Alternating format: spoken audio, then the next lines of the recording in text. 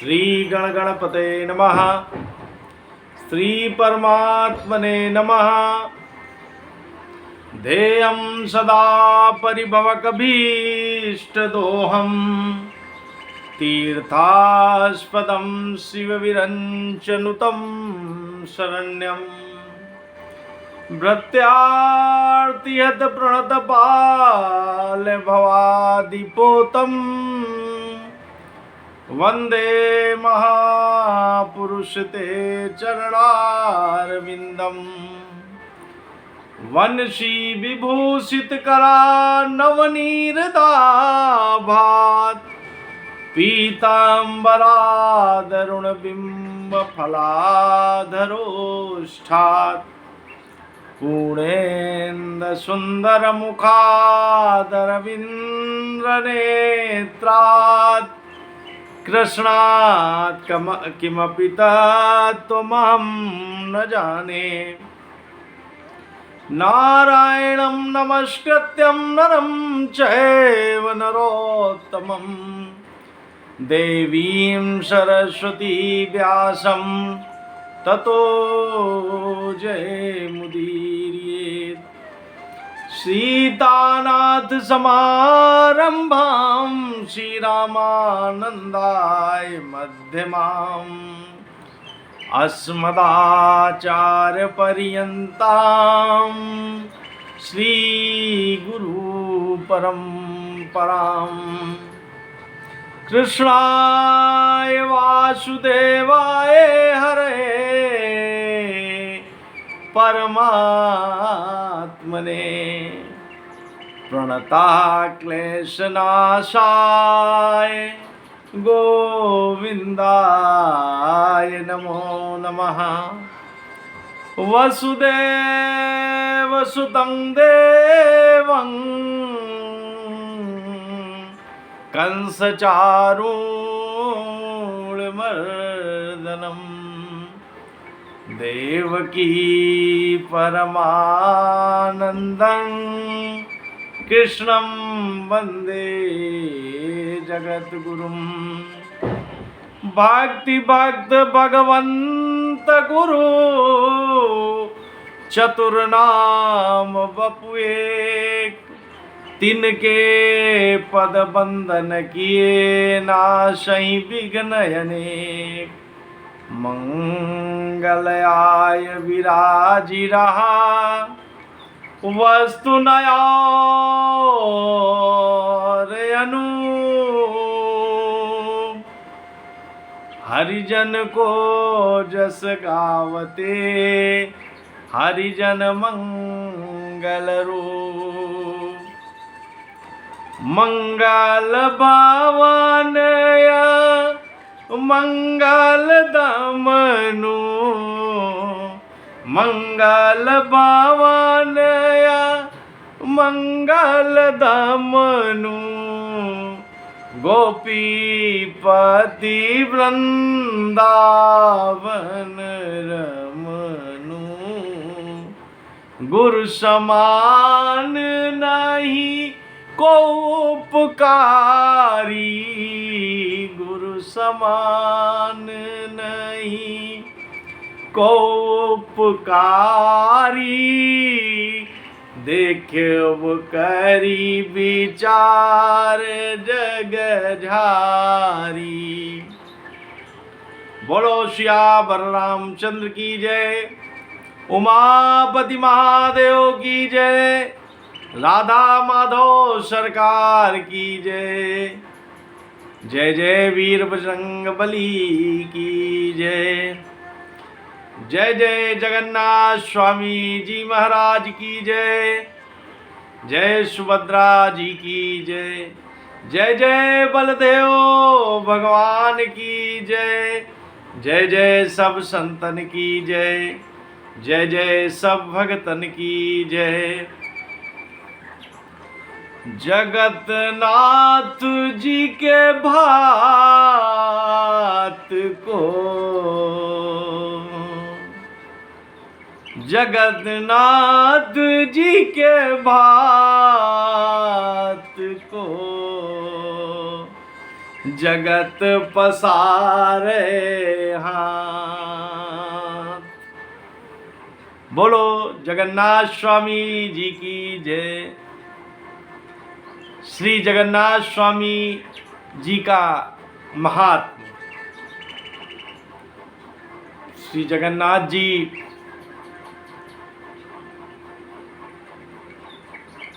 परम दयालु, अपने भक्तों पर कृपा करने वाले। उनके महात्म की अनेक कथाएं हैं जिनको कहने सुनने से अंदर भक्ति का भाव पूर्ण हो जाता है, आंखों से प्रेमानंद छलकने लगता। पुरुषोत्तमपुरी में एक कर्माबाई जी भक्ता रहती थी। कर्माबाई का जगन्नाथ जी के प्रति वात्सल्य प्रेम था। वो सुबह सबसे पहले उठकर जगन्नाथ जी के लिए खिचड़ी का भोग तैयार कर देती और जगन्नाथ जी उस भोग को रोज जाकर बड़े प्रेम से पाते और बहुत ही आनंदित होते। एक दिन एक संत भगवान कर्माबाई जी के यहाँ पधारे। उन्होंने देखा कि कर्माबाई तो आचार विचार का कोई ध्यान नहीं रखती हैं और इनके प्रेम में बंधे हुए जगन्नाथ जी आते हैं और नित्य खिचड़ी का भोग पाते हैं। इनकी साधना तो धन्य है, मगर कुछ आचार विचार का भी पालन होने लगे तो और अच्छी बात हो जाए। और संत भगवान ने कर्माबाई को आचार विचार के कुछ नियम बता दिए। वो कर्माबाई जी को भी ठीक लगे।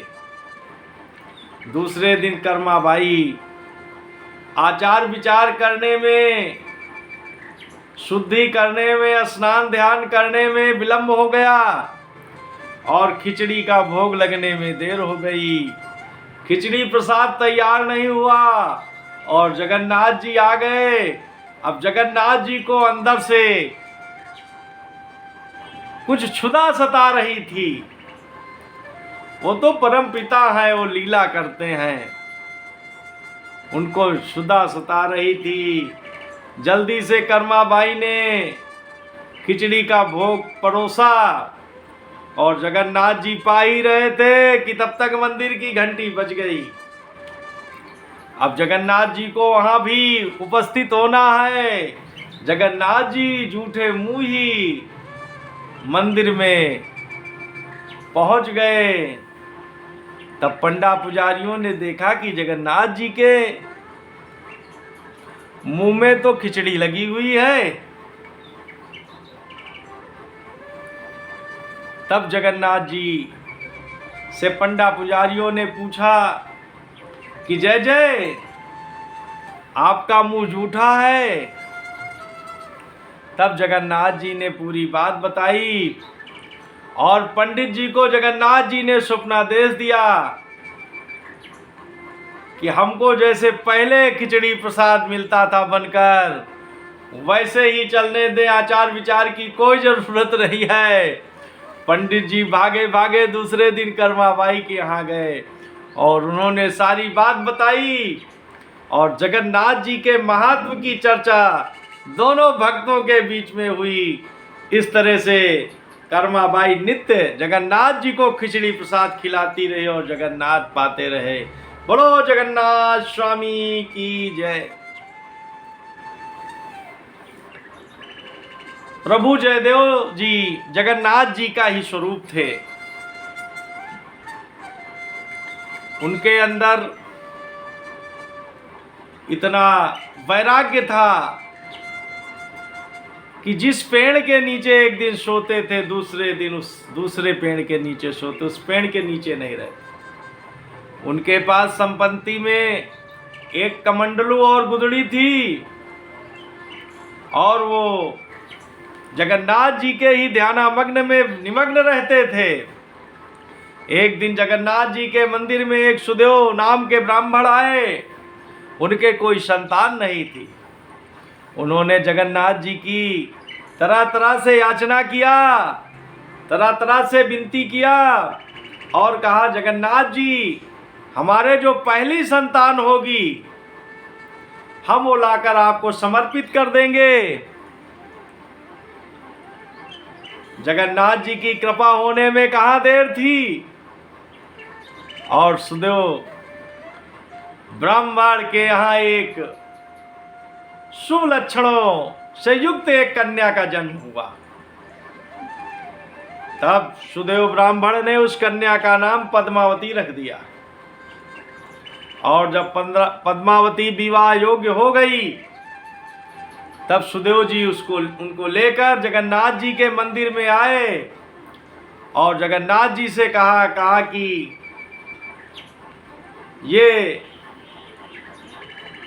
पद्मावती जो हमारी बेटी है, हमने जैसा संकल्प किया था आज हम लेकर आए हुए हैं।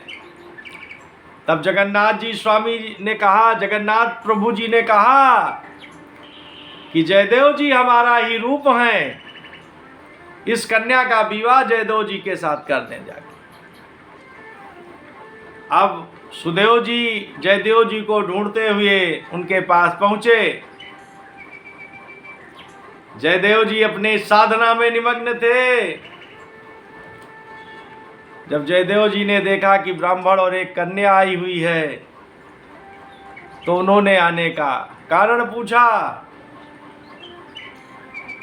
तब सुदेव जी ने कहा कि जगन्नाथ जी ने हमें आज्ञा दिया है कि इस कन्या को सुदेव जी के साथ,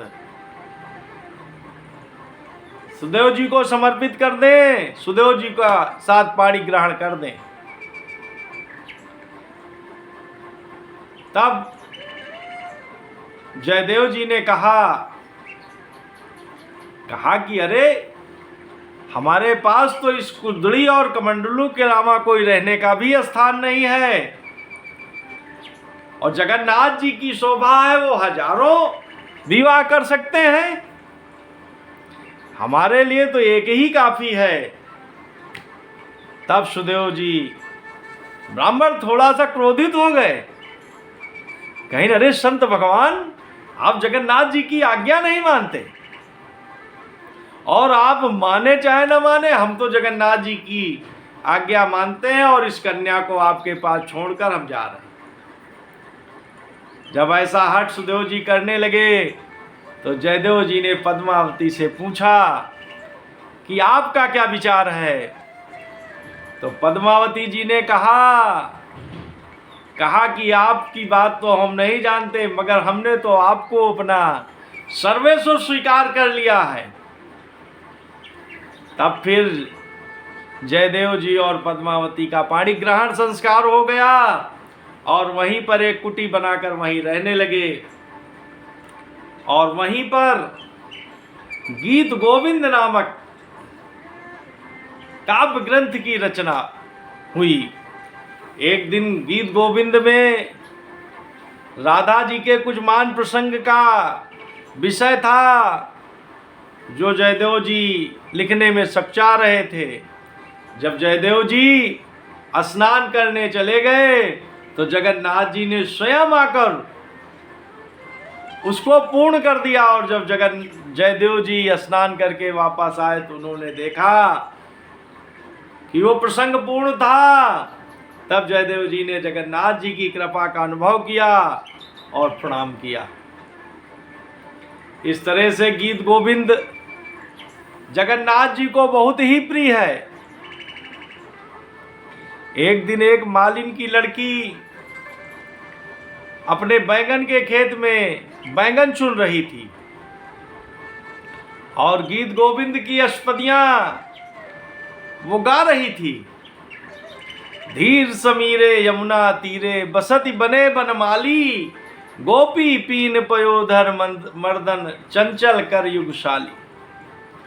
तो ये अष्टपदियां सुनने के लिए जगन्नाथ जी उसके पीछे पीछे पीछे पीछे डोल रहे थे।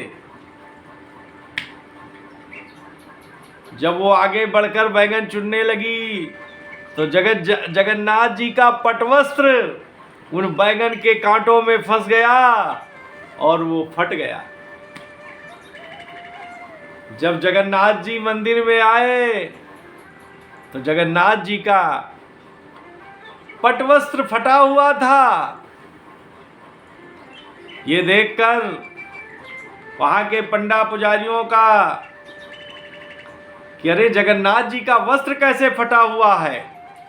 उसी समय जगन्नाथपुरी के राजा भी जगन्नाथ जी के दर्शन करने के लिए आ गए और उन्होंने कहा कि देखिए आप लोगों से सेवा में त्रुटि हुई है और जगन्नाथ जी को फटा हुआ वस्त्र पहनाया गया है। तब पंडा पुजारियों के विशेष निवेदन करने पर जगन्नाथ जी ने कहा कि वो जो मालिन की लड़की है वो गीत गोविंद की अष्टपदियां गा रही थी, तो हम उसको सुनने के लिए उसके पीछे पीछे बैंगन के खेत में डोल रहे थे, उसी में हमारा पटवस्त्र फट गया। और इस तरह से जब राजा को ये बात पता लगी तो राजा ने पालकी भेजकर उस मालिन की लड़की को बुलाया और उस मालिन की लड़की ने नृत्य करते हुए जगन्नाथ जी के सामने गीत गोविंद की अष्टपदियां गाई और वहीं पर अपने लीला का संवरण कर दिया और परम पद की अधिकारी हुई। इस तरह से गीत गोविंद की अष्टपदियों की ख्याति पूरे जगन्नाथपुरी में फैल गई। तो वहाँ एक राजा पंडित थे, उन्होंने एक दूसरी गीत गोविंद लिखकर तैयार कर दिया और वो ये प्रचार करने लगे कि जो जयदेव जी की लिखी हुई गीत गोविंद है ये नकली है और हमारी जो लिखी हुई गीत गोविंद है यही असली। इस तरह से इस बात की जब चर्चा पूरे जगन्नाथपुरी में हुई तो सब जो विद्वान लोगों ने कहा कि ये अब निर्णय जगन्नाथ जी के ही हाथ में छोड़ दिया जाए। तब राजा पंडित की लिखी हुई गीत गोविंद और जयदेव जी की लिखी हुई गीत गोविंद जगन्नाथ जी के मंदिर में रखी गई रात के समय। और जब सुबह मंदिर के कपाट खुले तो राजा पंडित की लिखी हुई गीत गोविंद बहुत दूर पड़ी हुई थी और श्री जयदेव जी की लिखी हुई गीत गोविंद को जगन्नाथ जी ने अपनी छाती से लगा कर रखा था। इस तरह से जगन्नाथ जी बड़े ही कृपालु दयालु। एक मुस्लिम सिपाही एक पंडित जी के ही आसपास रहता था और पंडित जी नित्य गीत गोविंद की अष्टपदियां गाया करते थे। उन अष्टपदियों को सुनते सुनते वो सिपाही भी अष्टपदियों को गाने लगा। तब पंडित जी ने कहा कि देखिए तुम राजकाज के काम में जाते हो, घोड़े से जाते हो, तो जब अष्टपदियां गाते हो तो जगन्नाथ जी उसको सुनने के लिए साथ साथ चलते हैं। तो ऐसा करना कि तुम आगे के भाग घोड़े पर आगे का भाग जगन्नाथ जी के लिए छोड़ देना और पीछे के भाग में तुम स्वयं बैठना और अष्टपदियां गाते रहना। अब क्या था, सिपाही का नित्य का कर्म हो गया। वो राज दरबार जाता तो घोड़े के आगे के भाग को छोड़कर जगन्नाथ जी को विराजमान करा देता और पीछे बैठकर अष्टपदियां गाता हुआ चला जाता। एक दिन राजा का बुलावा आया सिपाही के लिए कि तुझे तुरंत ही राज दरबार में उपस्थित होना है। और वो सिपाही इतना जल्दी में चला कि जगन्नाथ जी को स्थान देना भूल गया और वो अष्टपदियां गाने लगा और गाता हुआ चला जा रहा था। जब उसको ध्यान आया कि अरे आज हमने तो जगन्नाथ जी को कोई स्थान नहीं दिया, तो जब उसने आंखें खोली तो जगन्नाथ जी उसकी तरफ मुंह करके घोड़े के आगे आगे चल रहे थे। इस भाव को देखकर उस सिपाही के अंदर वैराग्य हो गया और वो विरक्त वेश हो गया। उसने उसी समय से राज दरबार का सारा कार्य छोड़ दिया और जगन्नाथ जी के भजन में लग गया। इस तरह से जगन्नाथ जी के बहुत ही अद्भुत चमत्कार हैं, बड़ी कृपा है।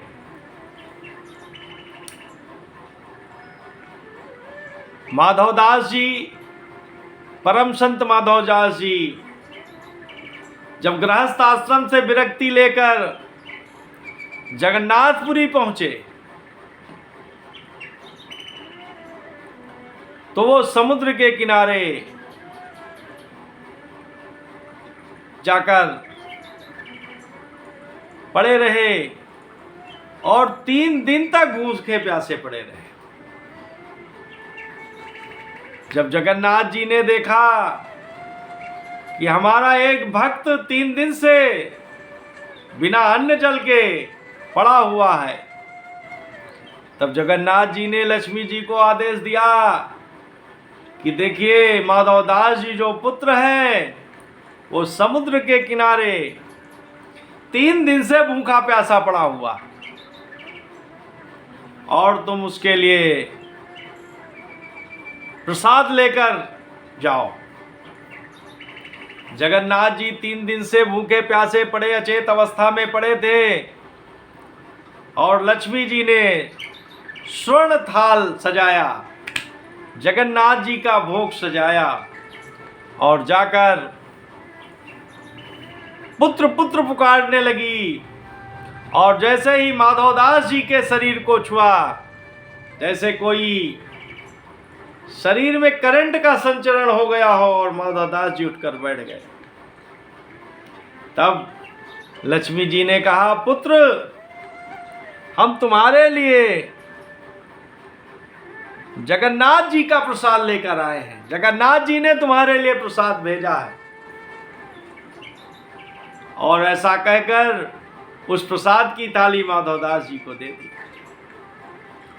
अब माधवदास जी बड़े प्रेम से भगवत प्रसाद का आनंद ले रहे हैं, जगन्नाथ जी की कृपा को प्रणाम कर रहे हैं।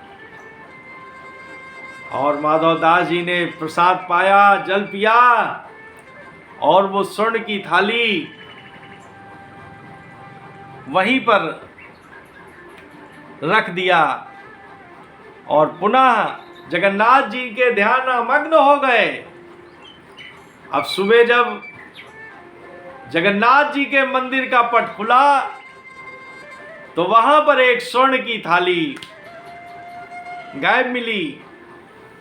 अब पूरे जगन्नाथपुरी में उस स्वर्ण की थाली की खोजबीन होने लगी।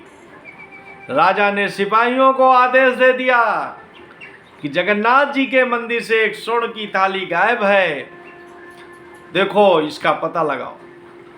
अब सिपाही स्वर्ण की थाली खोजते खोजते समुद्र के तट पर पहुंचे, जहां माधवदास जी बैठे हुए आनंद से आसन में अपने जगन्नाथ जी के ध्यान में मग्न थे। उनके ही पास वो स्वर्ण थाल रखा हुआ था।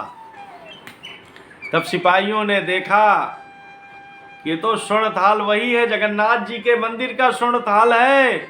और देखो ये ढोंगी व्यक्ति हम लोगों को देखकर कैसी बात बनाकर आंख बंद करके बैठा हुआ। और उन लोगों ने माधवदास जी की पिटाई लगा दिया। फिर भी माधवदास जी ने कोई आक्रोश नहीं किया और जगन्नाथ जी की कृपा को स्वीकार करके वो अपने जो दंड दिया था उसको स्वीकार करते रहे। और वो स्वर्ण थाल लेकर सिपाहियों ने मंदिर में दे दिया। जब मंदिर में पंडे पुजारी आए तो जगन्नाथ जी ने कहा कि तुम लोगों ने जो माधवदास हमारे पुत्र को मारा हुआ है, उस सब पीड़ा को हमने अपनी पीठ पर स्वीकार कर लिया है। और जगन्नाथ जी ने अपनी पीठ पर वो सारे निशान दिखा दिए। ये सब देखकर जगन्नाथ जी के जो पंडे पुजारी थे उस सब ने जगन्नाथ जी से अपने किए हुए की क्षमा याचना किया और जगन्नाथ जी के द्वारा बताए गए रास्ते से जाकर माधवदास जी से भी क्षमा याचना किया और माधवदास जी को लेकर मंदिर आए और मंदिर में दर्शन करके जगन्नाथ जी का माधवदास जी प्रेमानंद हो गए। उस दिन ठंड का समय था। माधवदास जी वहीं पर जगन्नाथ जी के दर्शन में ही निमग्न रहे और रात हो गई और रात में जगन्नाथ जी को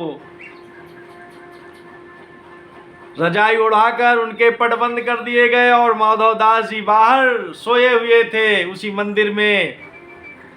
जब रात में जगन्नाथ जी ने देखा कि हमारा पुत्र माधवदास बिना रजाई के सो रहा है, तो जगन्नाथ जी ने अपनी रजाई माधवदास जी को उड़ा दिया। इस तरह से जब माधवदास जी सुबह उठे और लोगों ने देखा कि जगन्नाथ जी की रजाई माधवदास जी के पास है, तब सब लोगों ने जगन्नाथ जी की कृपा का अनुभव किया, कृपा को प्रणाम किया और माधवदास जी को भी प्रणाम किया। एक बनारस के विद्वान ब्राह्मण जगन्नाथपुरी गए। उनको अपनी विद्या का बड़ा अभिमान था। वो जगह जगह पर लोगों से साक्षात करते, लोगों को हराते और उनसे प्रशस्ति पत्र लिखवा लेते। जब जगन्नाथपुरी में लोगों ने, विद्वान ब्राह्मणों ने सुना कि ये बहुत विद्वान ब्राह्मण बनारस से आए हुए हैं, तो उन्होंने कहा कि देखिए, जगन्नाथपुरी में तो तुमसे साक्षात करने के लिए माधवदास जी ही है और आपसे कोई साक्षात नहीं कर सकता। मगर जब पंडित जी माधवदास जी के पास गए तो माधवदास जी ने कहा कि नहीं, आप तो बहुत विद्वान हैं, लाइए हम आपके विजय का पत्रक साइन किए देते हैं। अब इस तरह से वो विद्वान ब्राह्मण बहुत फूले नहीं समाये।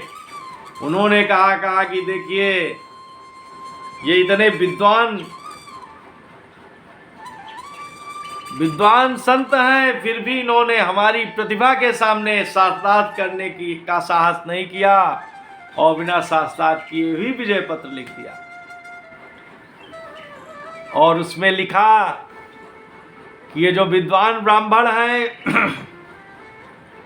बनारस से आए हुए हैं, हम इनसे अपनी हार स्वीकार करते हैं।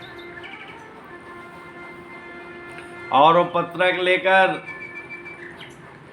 बनारस से जो विद्वान गए थे उन्होंने अपनी झोली में रख लिया और वो पुनः बनारस आ गए। जब यहाँ पर उन्होंने बताया कि देखिए, माधवदास जी जैसे प्रकांड विद्वान संत को हमने पराजित किया हुआ है, तो बनारस में विद्वानों ने कहा कि भाई, वो जो पत्रक लिखा जाता है, विजय पत्रक, आप दिखाइए तो हम लोग मानेंगे, नहीं मानेंगे। जब वो विद्वान ब्राह्मण ने पत्रक निकाला तो पत्रक में उल्टा लिख गया था कि ये जो विद्वान ब्राह्मण बनारस के हैं, ये माधवदास जी से साक्षात में हारे हुए हैं। इस तरह से वो विद्वान ब्राह्मण को इस घटना से बहुत ही आक्रोश हुआ और वो पुनः जगन्नाथपुरी उसी समय पहुंच गए। और जगन्नाथपुरी पहुंचने पर उन्हें माधवदास नहीं मिले। जगन्नाथ जी ने ही माधवदास जी का वेश धारण करके उन पंडित जी को बहुत छकाया और उनके अंदर ज्ञान की प्रतिष्ठा स्थापित कर दिया और उनको बताया कि भगवान नाम संकीर्तन ही संसार में सबसे श्रेष्ठ है। इस विद्या के अभिमान में, मान बढ़ाई में कोई लाभ नहीं है। इस तरह से जब वो विद्वान ब्राह्मण के आंखें खुल गई और उन्होंने माधवदास जी को और जगन्नाथ जी को प्रणाम किया और विरक्त वेश धारण करके वहीं जगन्नाथपुरी में अपनी साधना करने लगे और परम पद के अधिकारी हुए। इस तरह से जगन्नाथ जी के बड़े पावन कृपा के चरित्र हैं। श्री रामानुजाचार्य भगवान एक बार जगन्नाथपुरी दर्शन के लिए पहुंचे।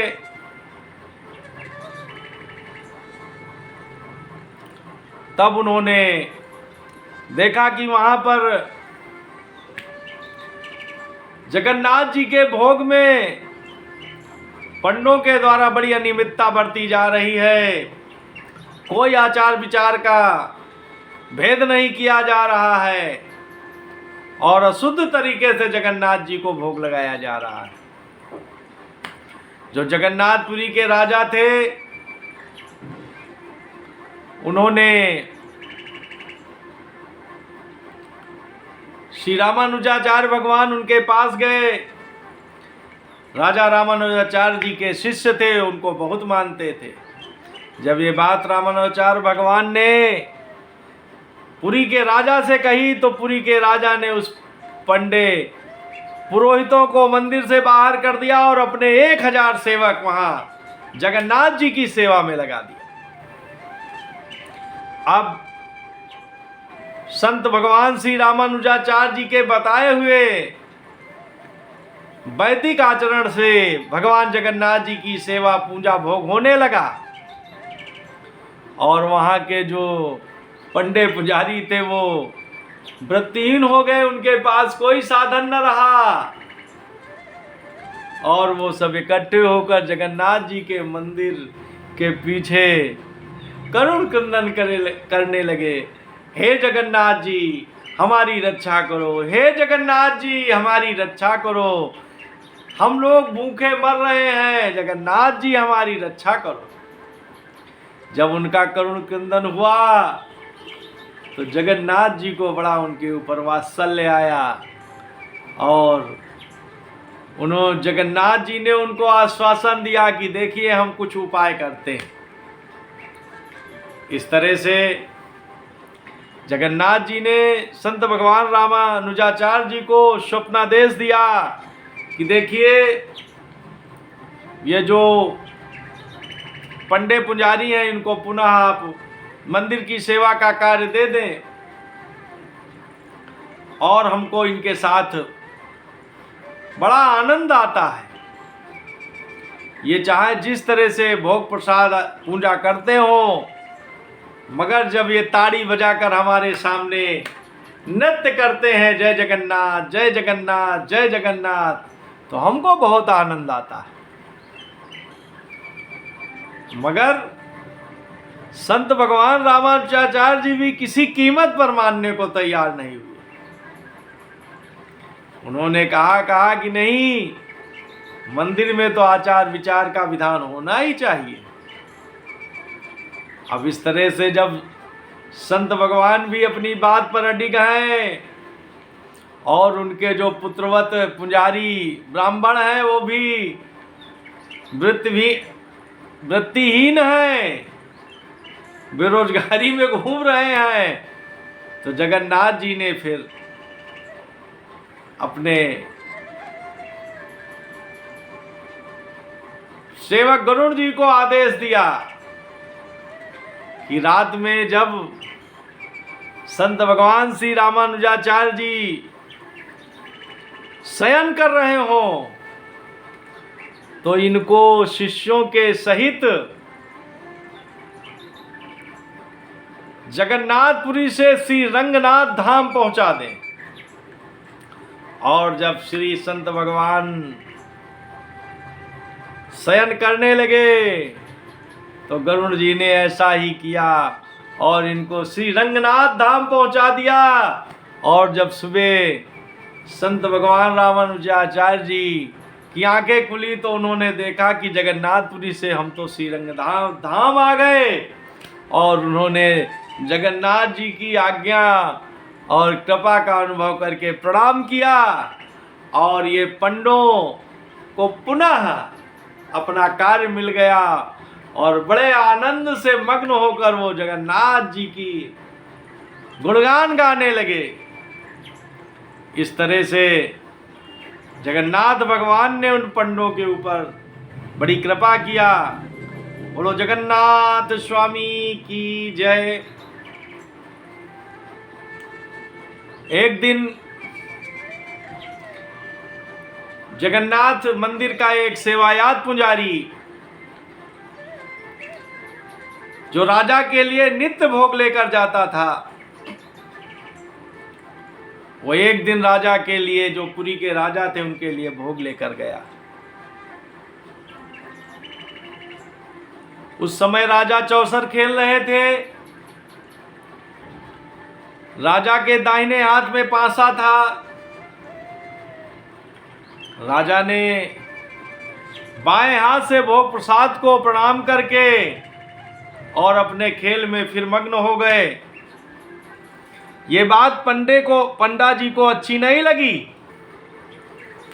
और उन्होंने राजमहल में प्रसाद न ले जाकर प्रसाद अपना फिर वापस मंदिर लेकर चले आए। जब राजा चौसर खेलकर अपने महल में गए तो उनको ये ज्ञात हुआ कि आज उनके द्वारा अपराध हुआ है, इसलिए अब जगन्नाथ जी का भोग प्रसाद आज वापस चला गया और अब भविष्य में कभी नहीं आएगा। तब उन्होंने ब्राह्मण विद्वानों को सब एकत्रित किया और कहा कि देखिए, अगर अपराध हो जाए तो इसका क्या दंड विधान है। तो सब लोगों ने एक स्वर से कहा कि अपराध करने वाले को अलग ही कर दिया जाए। तब राजा ने प्रण किया कि हमारे हाथ से जगन्नाथ जी के भोग का अपमान हुआ है, क्यों ना हम इस हाथ को ही अपने शरीर से अलग कर दें। अब इसके बारे में कोई नहीं समझ सका तो राजा ने एक युक्ति सोची।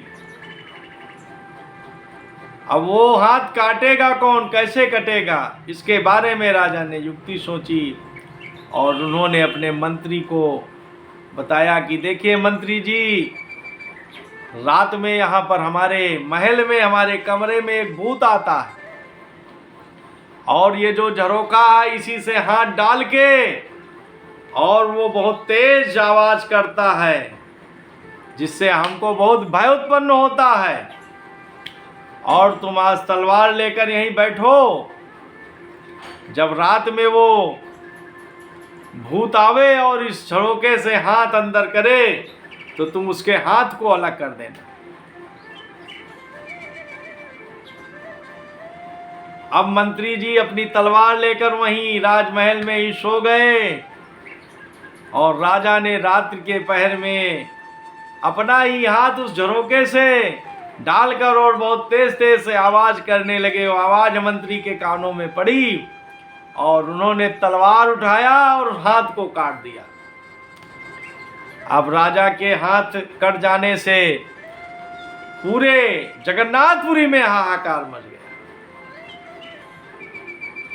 जब जगन्नाथ जी को ये बात पता हुई कि राजा हमारे भगवत प्रसाद से इतना समर्पित हैं, तो जगन्नाथ जी ने आदेश दिया कि तुम राजा के लिए भोग प्रसाद की थाली लेकर जाओ और जो राजा का कटा हाथ है उसको बाग में गाड़ दो, स्थापित कर दो, उसमें लगा दो। अब यहां से पंडे लोग जगन्नाथ जी के लिए भोग प्रसाद की थाली लेकर गए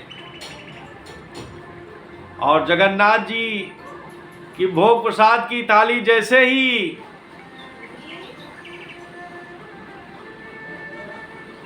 राजा के सामने समर्पित की गई तो राजा ने दोनों हाथों से दौड़कर उसको प्रणाम किया और राजा का जो कटा हुआ हाथ था वो पुनः लग गया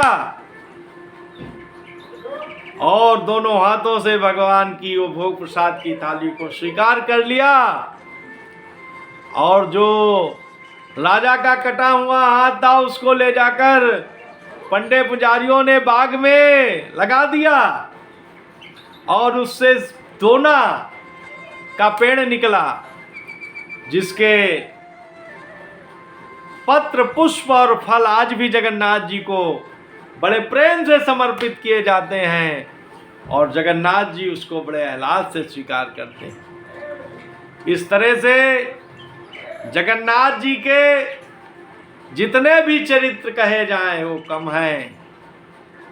जिसने भी जगन्नाथ जी को प्रेम से पुकारा, जगन्नाथ जी ने दोनों हाथों से उसको अपने हृदय से लगा लिया। इस तरह से बहुत ही पावन चरित्र भगवान जगन्नाथ जी के हैं, उनके भक्तों के हैं। बोलो जगन्नाथ स्वामी की जय। जय जय संत भगवान की जय। जय जय भक्त भगवान की जय। आरती जगन्नाथ जी की।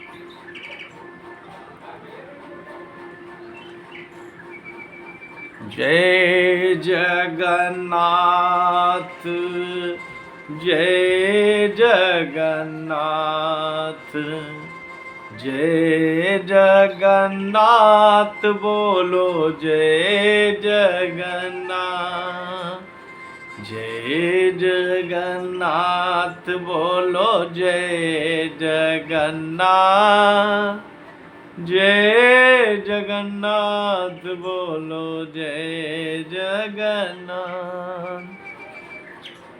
ओम जय जगदीश हरे, स्वामी जय जगदीश हरे। भक्त जनों के संकट क्षण में दूर करे। ओम जय जगदीश हरे। जो ध्यावे फल पावे, दुख बिन से मन का। स्वामी दुख बिन से मन का।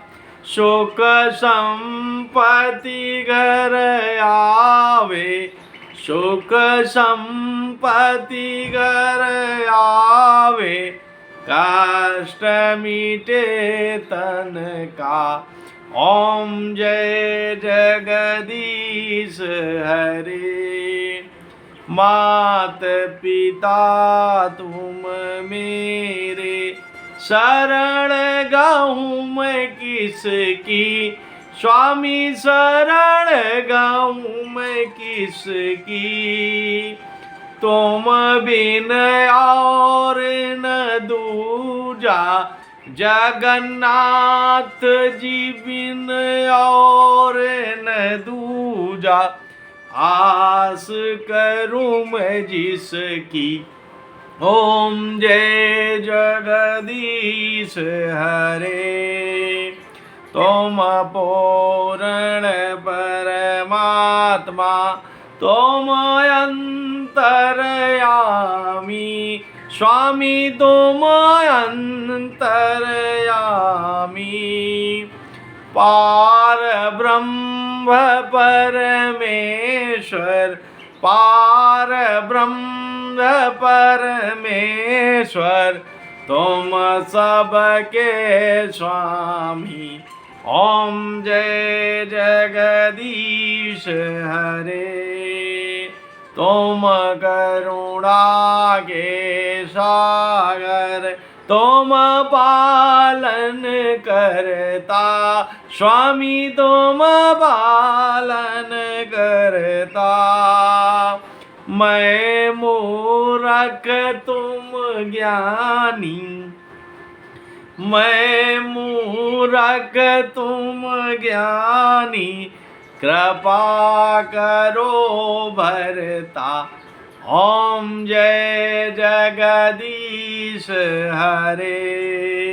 तुम हो एक गोचर, सबके प्राणपति स्वामी, सबके प्राणपति। किस विधि मिलूं दयामय, तुमको मैं कुमति।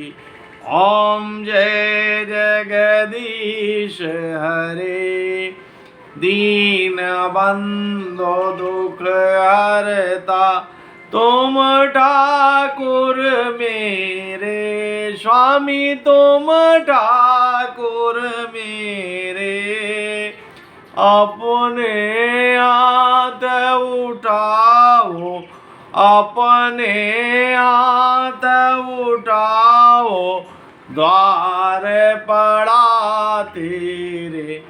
ओम जय जगदीश हरे। विषय विकार मिटाओ, पाप हरो देवा स्वामी, पाप हरो देवा। श्रद्धा भक्ति बढ़ाओ, श्रद्धा भक्ति बढ़ाओ, संतन की सेवा। ओम जय जगदीश हरे स्वामी, जय जगदीश हरे। भक्त जनों के संकट, दास जनों के संकट, क्षण में दूर करे। ओम जय जगदीश हरे। बोलो जगन्नाथ स्वामी की जय। कर्पूर गौरम करुणावतारम, संसार सारम भुजगेन्द्रहारम, सदा वसंतम हृदयाल बिंदे, भवम भवानी सहितं नमामि। त्वमेव माता च पिता त्वमेव, त्वमेव बन्धु च सखा त्वमेव, त्वमेव विद्या द्रविणं त्वमेव, त्वमेव शरणं मम देव देवा, त्वमेव शरणं मम देव देवा। बोलो जगन्नाथ स्वामी की जय। जय जय सुभद्रा जी की जय। जय जय बलदेव भगवान की जय। जय जय शब्द, जय जय सब भगवान की जय। बोलो जगन्नाथपुरी की जय। बोलो जगन्नाथ भात भगवान की जय। योगेशं सच्चिदानंदं वासुदेवं ब्रजप्रियं, धर्म संस्थापकं वीरं, कृष्णं वंदे जगद्गुरुं। श्री कृष्णं वंदे जगद्गुरुं। श्री कृष्णा अर्पणमस्तु। श्री कृष्णा अर्पणमस्तु। नमो पार्वती पते। हर हर महादेव, हर हर महादेव।